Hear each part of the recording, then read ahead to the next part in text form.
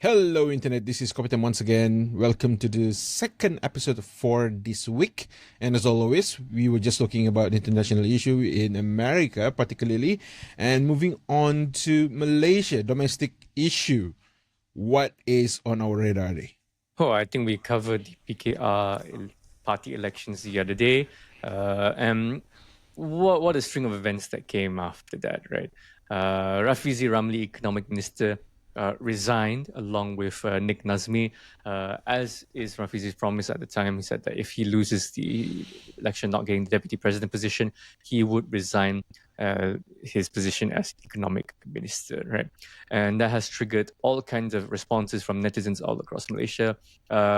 Very mixed reception. Some saying that it was cowardly for him to do so. Some say that it was principled of him to do so. Some say it was selfish of him to do so. For me, I also have quite mixed feelings on the matter.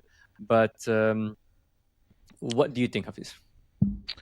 As the time of recording, 2nd of June, he has tendered his resignation letter, but Anwar has yet to approve his resignation, just his holiday. So all these things is still up in the air. We don't know yet if Anwar would give the green light, because I think this is another.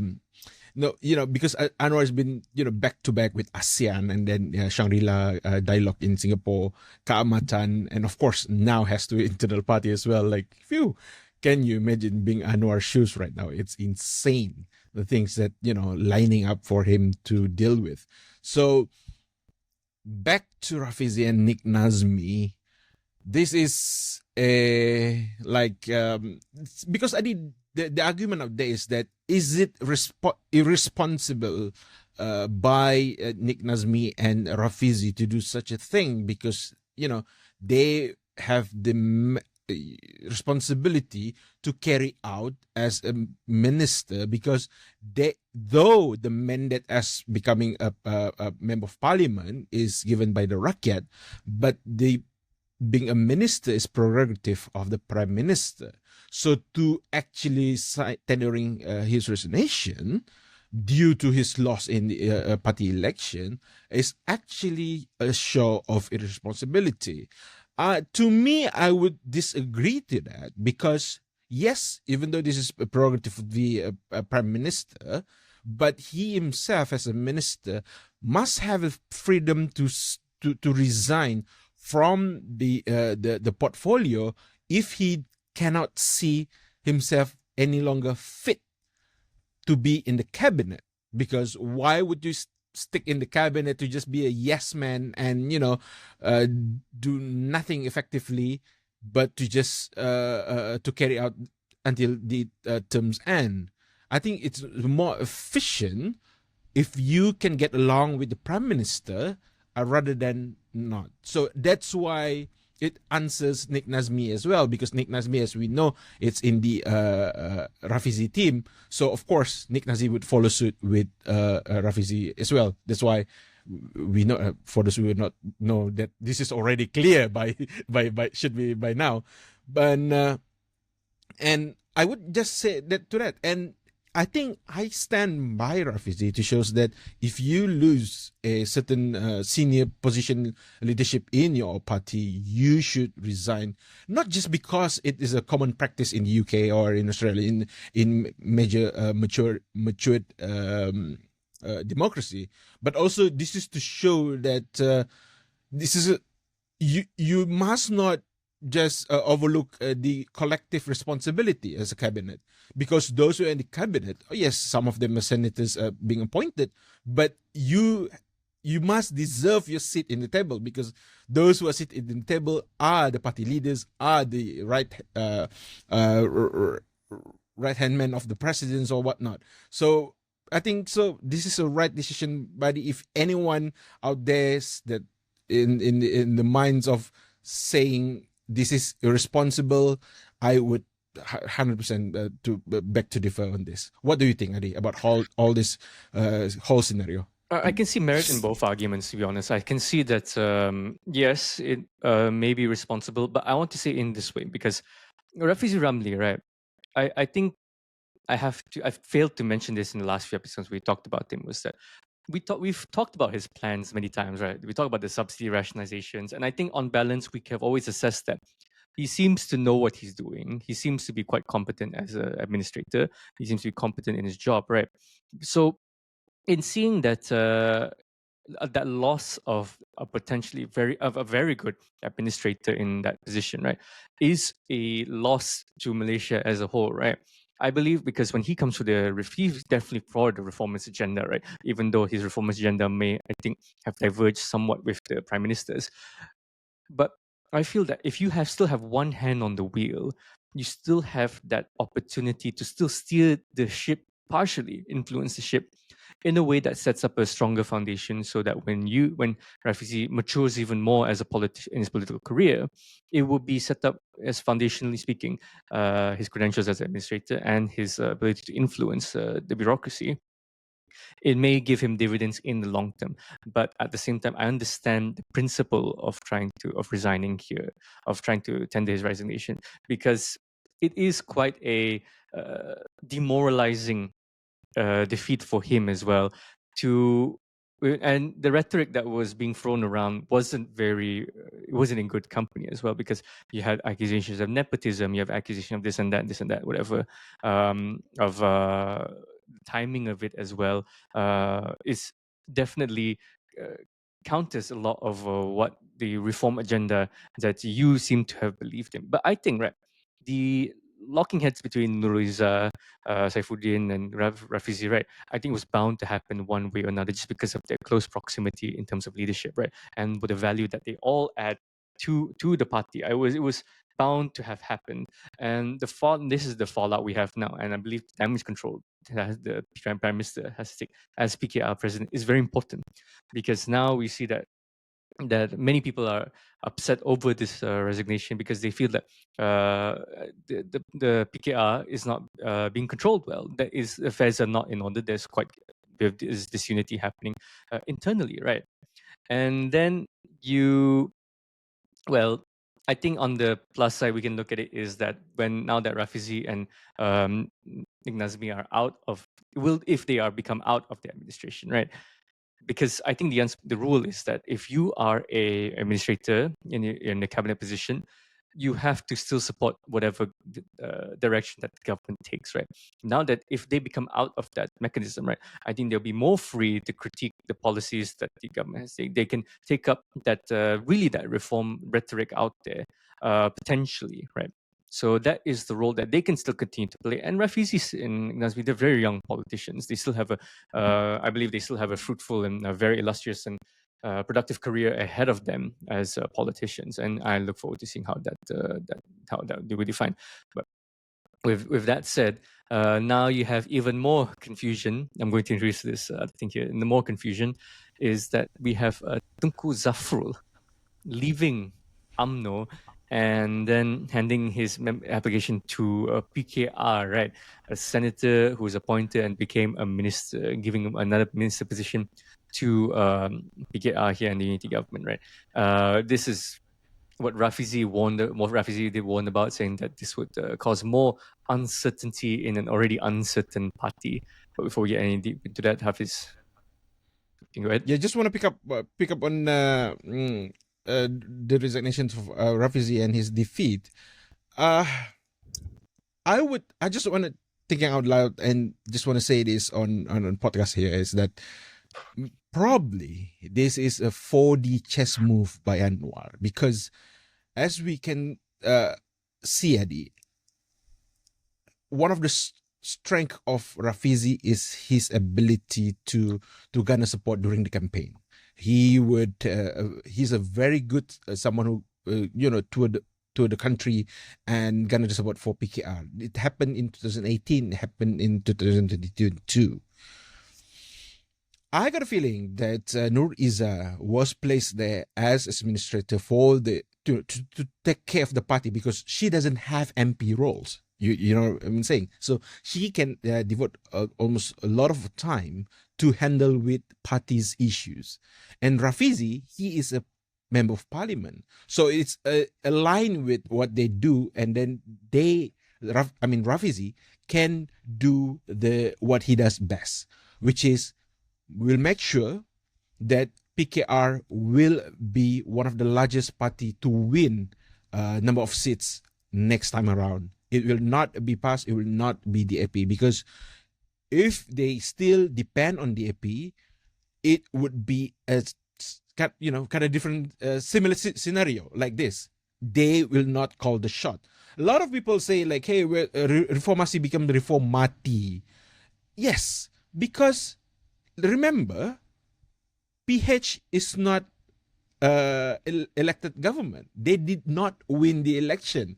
This government was formed due to decree of the Yang di-Pertuan Agong to create a unity government, and then and first offered to Perikatan Nasional, but they didn't take up on the offer, and they didn't want, of course, to combine with the PH and UMNO or DAP. So it fall upon the PH group to do so, and they could do it with UMNO and so on. And the rest is history.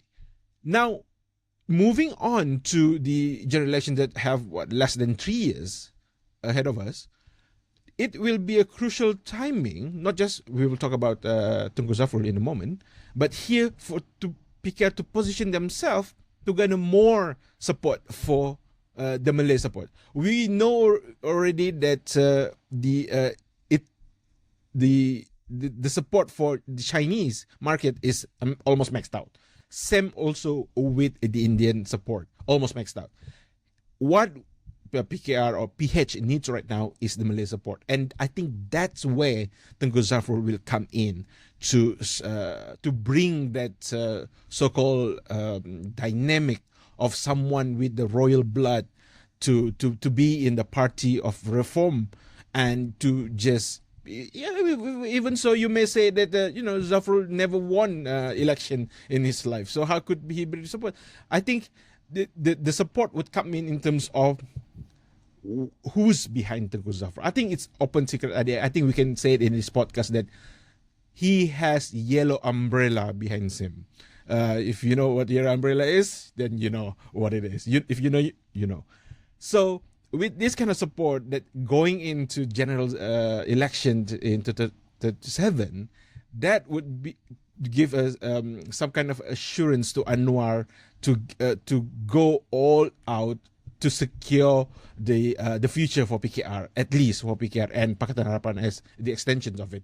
So again, I would go to the theory again. This is a 4D chess move by Anwar to make sure they will win an actual election, not just by decree by the Yang di-Pertuan Agong, but outright by the numbers. 112 seats won by them, and that would be the end of it. Because otherwise, can you imagine the legacy where Anwar is gone due to whatever reason?